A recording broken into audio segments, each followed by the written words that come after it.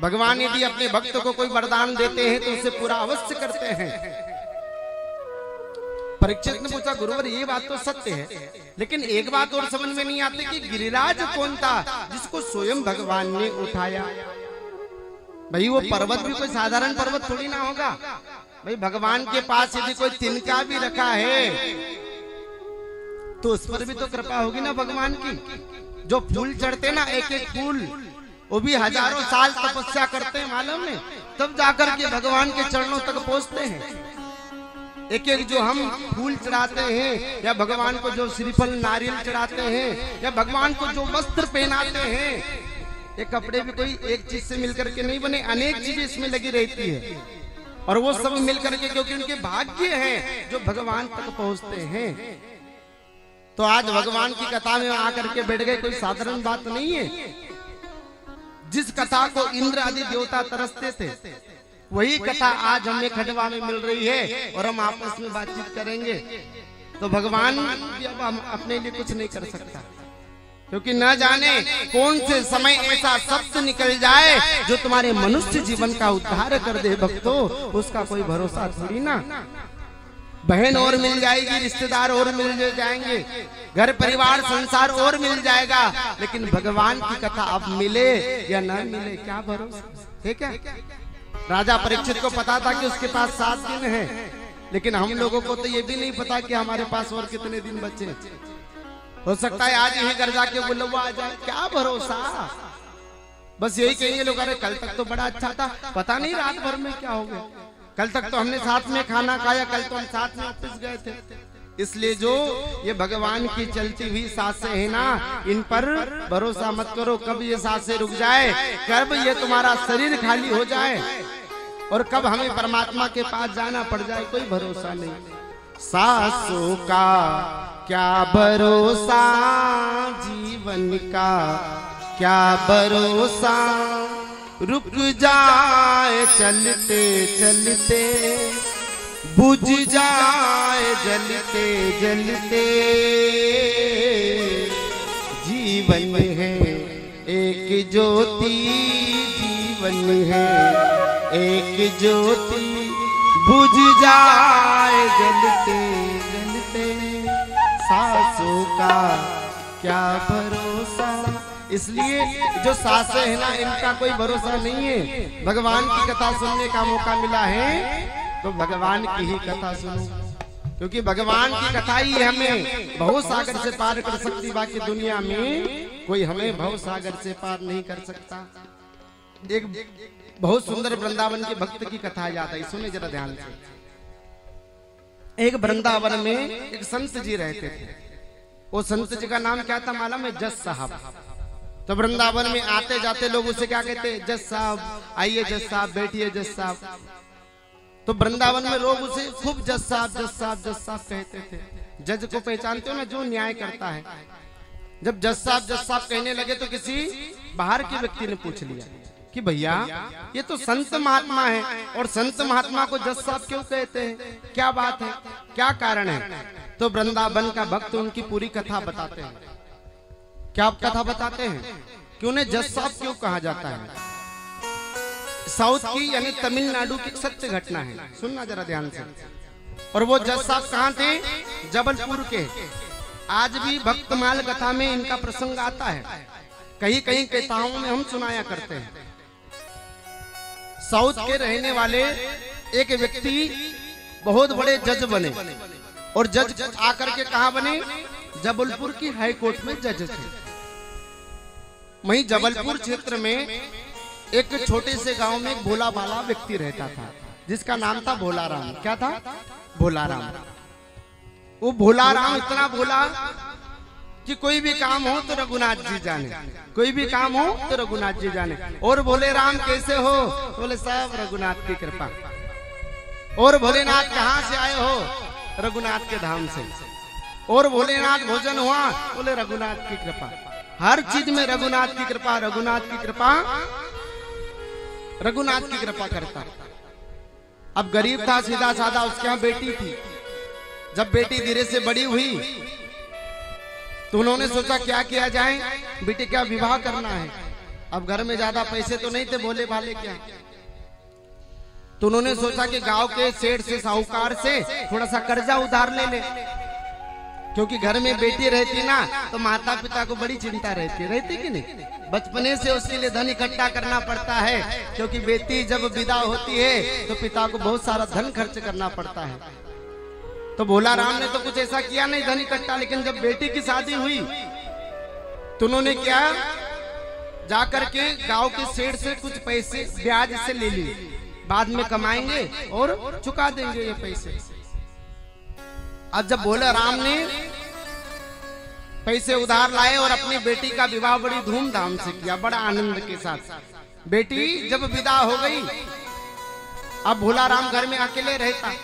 ज्यादातर रघुनाथ जी के मंदिर में भोग लगाना, आरती करना, पूजन पाठ करना, यानी 24 घंटे में से 20 घंटे लगभग भगवान के मंदिर रहता था। 4 घंटे दुनिया को समय देता था भोला राम। आज जब 4 घंटे दुनिया को समय देता, थोड़ा बहुत काम करता, थोड़े थोड़े पैसे इकट्ठे करके, क्योंकि सेठ जी का कर्जा भी चुकाना है, सारे पैसे इकट्ठे कर लिए साल 2 साल में, और इकट्ठे करके सेठ जी के पास लेकर के पहुंचा। सेठ जी ये आपका कर्जा। अब सेठ जी को जब पैसे दिए, सेठ जी ने पैसे रख लिए। अब भोला राम ने क्या जाने कि कुछ रसीद भी लेना है या कुछ कहना भी। सेठ जी को पैसे दिए, सेठ जी ने कहा ठीक है। अब भोला राम को एक रसीद लिख करके दे दी। भोला राम ने रसीद ली और जय रघुनाथ की, जय रघुनाथ की बोलता गया। गलती से वो रसीद वहीं पर छूट गई। अब जब गलती से रसीद वहीं छूटी, सेठ जी ने देखा जब कचरे में शाम को कि ये रसीद तो भोला राम की है। भोला राम रसीद भूल गया। सेठ के मन में बेईमानी आ गई, लेकिन सेठ ने वो चीज लिख ली थी अपनी डायरी में कि भोला राम के पैसे आ गए, लेकिन सेठ के मन में बेईमानी आ गई कि इसके बाद तो रसीद भी नहीं है। तो सेठ ने क्या किया, साल भर बाद भोला राम के पास खबर भेजी कि हे भोला राम, तुम्हारे कर्जे का समय हो गया, लाओ जल्दी से पैसे लाओ। तो भोला राम ने कहा कि पैसे तो मैंने साल भर पहले ही चुका दिए, और कौन से पैसे रह गए। भोला राम सेठ के पास आया। भोला राम ने कहा कि मैंने सेठ जी तुम्हें पहले पैसे चुका दिए। सेठ ने कहा नहीं नहीं, हमारे पास तुम्हारे कोई पैसे नहीं आए। अब भोला राम बेचारा क्या बोलता, कोई बात नहीं। भोला राम घर आ गया। सेठ को जब पैसे नहीं दिए तो सेठ ने हाई कोर्ट में केस लगा दिया भोला राम के लिए, केस दर्ज करा दिया भोला राम के लिए। जिस दिन हाई कोर्ट में जबलपुर में पेशी थी, उस दिन क्या हुआ, भोला राम को पेशी पर बुलाया। हे भोला राम, तुमने सेठ के अभी तक पैसे क्यों नहीं चुकाए, क्या बात है? सेठ के अभी तक पैसे क्यों नहीं चुकाए? भोला राम बोला, हे जज साहब, मैंने तो साल भर पहले ही पैसे चुका दिए। अच्छा, तुमने पैसे दिए तो इसके बदले में तुम्हें कुछ रसीद दी? उन्होंने कहा कि कोई रसीद नहीं दी। अच्छा, तुम्हारे पास क्या गवाह सबूत है? तो बोले रघुनाथ जी जाने। रघुनाथ जी को मालूम क्या गवाह सबूत है? रघुनाथ जी सब जानते हैं कि मैंने इन्हें पैसे दिए कि नहीं दिए। अगली पेशी पड़ी, भैया अगली बार जब तुम आओ तो रघुनाथ जी को भी लेकर के आओ। भोला भाला भैया आया और रघुनाथ जी के पास बैठ गया। रघुनाथ जी, आप जाने में तो कुछ नहीं जानता। जो गवाह रहता है ना कोर्ट का, उसके घर पर भी कागज आता है कोर्ट से। तो कोर्ट से कागज आया रघुनाथ के नाम का। अब कोर्ट वाले जाने उनके गांव में रघुनाथ नाम का कोई व्यक्ति रहता होगा। कोर्ट वाले ने सब सारे पूरे गांव में पूछा, भैया कोई रघुनाथ है, कोई रघुनाथ है? तो बोले कोई रघुनाथ नहीं रहता। एक व्यक्ति ने कहा, भैया रघुनाथ जी का मंदिर है? तो हाँ हाँ हाँ, वही तो जाना है मंदिर में। आज पेशी का कागज रघुनाथ जी के पास रख दिया, और रघुनाथ जी के पास जब पेशी का कागज रखा तो रघुनाथ जी ने पेशी के कागज को पढ़ लिया। इतनी तारीख को जाना है। जब अगली पेशी हुई, इधर के कड़गरे में महाराज वो भोला राम खड़ा है। जज साहब पूछते, बताओ तुम्हारा गवाह आया कि नहीं आया? बोले बस रघुनाथ जी जाने, रघुनाथ जी आ रहे हैं। जज साहब ने आदेश दिया कि जाओ जल्दी से रघुनाथ को लेकर के आओ। रघुनाथ को कोई मिला नहीं। आज भोला राम रोने लगा, हे रघुनाथ, मेरे प्राणों की रक्षा करना। माला में रघुनाथ तो नहीं, लेकिन वही भगवान श्री राम रघुनाथ बन करके आ गए और भोला राम की पेशी मर गवाह देने लगे। सेठ जी बोलने लगा, अरे ये कोई रघुनाथ नहीं, इसे तो मैं जानता भी नहीं। जज साहब ने पूछा, भैया इससे पूछो कि इसने पैसे कब दिए, कितने बजे दिए, क्या दिए। तो भगवान राम क्या नहीं जानते? भगवान राम ने कहा कि हाँ हाँ मेरे सामने ही पैसे दिए। सेठ जी को कहो कि इनके घर जाकर के उस अलमारी में से ये नंबर की डायरी लेकर के आए। सेठ जी गए, उस नंबर की डायरी लेकर के आए, जज साहब को दी। अब रघुनाथ जी ने कहा कि देखो इस नंबर के पेज पर इस नंबर की लाइन में लिखा है कि भोला राम ने पूरा पूरा कर्जा चुका दिया। आज जब जज साहब ने देखा कि पूरा पूरा कर्जा चुका दिया है तो सेठ जी को महाराज कहा कि देखो ये तुम्हारी डायरी में लिखा है। भोला राम को महाराज घर भेजा और कहा कि तुम निर्दोष है, तुम पर कोई दोष नहीं लगाया जाता। बाद में जब जज साहब ने पता लगाया कि रघुनाथ कौन थे, बताऊं तो सही। भोला राम के पास जब जज साहब गए तो भोला राम ने कहा कि यही रघुनाथ है और यही गवाही देने के लिए आए थे।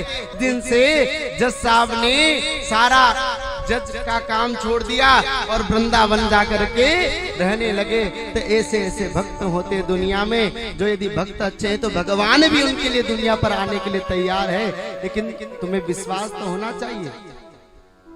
यदि विश्वास नहीं तो भगवान भी कुछ नहीं कर सकते, और विश्वास है तो यही खंडवा में आपको भगवान का दर्शन होगा। विश्वास होना चाहिए, लेकिन हम लोगों को तो विश्वास नहीं रहता। क्योंकि जिस प्रकार एक के दर्द के मतलब सिर के अंदर जो दर्द होता है, दर्द में भगवान रहते हैं, उसी प्रकार हर वस्तु में भाई अपने अंदर भी भगवान है, लेकिन दिखते हैं क्या? मूर्ति में भी भगवान रहते, क्या दिखते हैं? अरे हर पत्थर के अंदर भगवान है, लेकिन दिखते कब है? जब उसे मूर्तिकार के पास ले जाया जाता है, जब उसे तराशा जाता है, तब भगवान दिखते हैं। उसी प्रकार हर मनुष्य के अंदर परमात्मा रहते हैं, लेकिन ऐसे दिखते नहीं। परमात्मा कब दिखते हैं? जब हम ऐसी कथाओं में जाते हैं, जब हम भगवान के मंदिर जाते हैं, तब हमें परमात्मा के बारे में पता चलता है कि कौन है परमात्मा। कथा क्या सिखाती है? हमें मनुष्य जीवन जीने की कला सिखाती है भैया। इसलिए अधिक से अधिक भगवान की कथाओं को सुनना चाहिए। कई लोग कहते हैं कि कथा में क्या होता है? कथा में मनोरंजन होता है। कथा मनोरंजन का साधन नहीं, कथा मनोमंथन का साधन है। कथा अपने जीवन जीने की कला सिखाने का साधन है। ऐसी भगवान की कथा है। बोले भक्त वत्सल भगवान की जय। सुखदेव स्वामी कहते हैं, राजन आज उस बरसात का जल अगस्त मुनि ने पिया। और गिरिराज पर्वत कौन था? एक बार जब 14 वर्ष के वनवास में सीता जी का हरण हो गया रावण के द्वारा, तो भगवान श्री राम ने हनुमान जी को भेजा, हे पवन सुत हनुमान, तुम तो बल और बुद्धि के दाता हो, तो तुम जाओ और सीता जी का पता लगा करके लाओ। हनुमान जी गए, बल बुद्धि के दाता हनुमान जी सीता जी का पता लगा करके आए। कहां पर? कि सीता जी तो अभी लंका में है। तो राम जी ने कहा कि लंका में फिर जाने का रास्ता कहां से? भाई रास्ते में तो समुद्र है, समुद्र तो ऐसे पार नहीं कर सकते। तो राम सेतु का सुंदर निर्माण किया। नल और नील नामक 2 वानर राम सेतु का निर्माण कर रहे थे। पत्थर पर राम लिख करके छोड़ते थे तो पत्थर तैर जाया करते थे महाराज। इस प्रकार जब राम सेतु का निर्माण होने लगा, भगवान श्री राम ने सोचा कि अगर ज्यादा देर होगी तो पता नहीं कब तक ये राम सेतु बनेगा, कब हम सीता जी तक पहुंचेंगे। हे पवन सुत जी, तुम क्यों ना एक बार में भी कोई ऐसा पहाड़ ढूंढ करके लाओ जिस पर राम लिख के छोड़ दे, तो एक बार में राम सेतु का निर्माण हो जाए। तो हनुमान जी महाराज हिमालय के पुत्र द्रोणागिरी पर्वत के पास पहुंचे और द्रोणागिरी पर्वत के पास जाकर के उस पर्वत से कहते हैं, पर्वतराज तुम्हें आज भगवान श्री राम की सेवा में चलना है। पर्वतराज कहने लगा, ठीक है मैं तुम्हारे साथ चलने के लिए तैयार हूं। भई हनुमान जी ने अपने सीधे हाथ में 7 कोस के पर्वत को उठा लिया और उठा करके रामेश्वर की ओर आने लगे। तो वृंदावन से 20 किलोमीटर की दूरी तक आए थे और वहीं पर रास्ते में उन्हें खबर मिल गई। क्या खबर मिली? हे पवन सुत हनुमान जी, जिस पर्वत को तुम उठा करके ला रहे हो वो पर्वत को वहीं पर रख दो, क्योंकि राम सेतु का निर्माण अब पूरा हो गया। अब राम सेतु तो बन गया है, पर्वत को वहीं पर छोड़ दो। द्रोणागिरी पर्वत रोने लगा, भगवान मैं इतना अभागा हूं कि तुम्हारे दर्शन भी नहीं कर सकता। भगवान राम ने द्रोणागिरी पर्वत को भी वचन दिया कि हे द्रोणागिरी पर्वत, में जब राम जन्म में अभी आया हूं लेकिन दर्शन नहीं दूंगा, लेकिन जब कृष्ण बनकर के आऊंगा मैं स्वयं तुम्हें कनिष्ठिका उंगली के ऊपर उठाऊंगा। आज वही द्रोणागिरी पर्वत क्या बना? गिरिराज बना। और वही राम जी कृष्ण बनकर के आए और गिरिराज धरण की सुंदर लीला की। बोले गिरिराज धरण भगवान।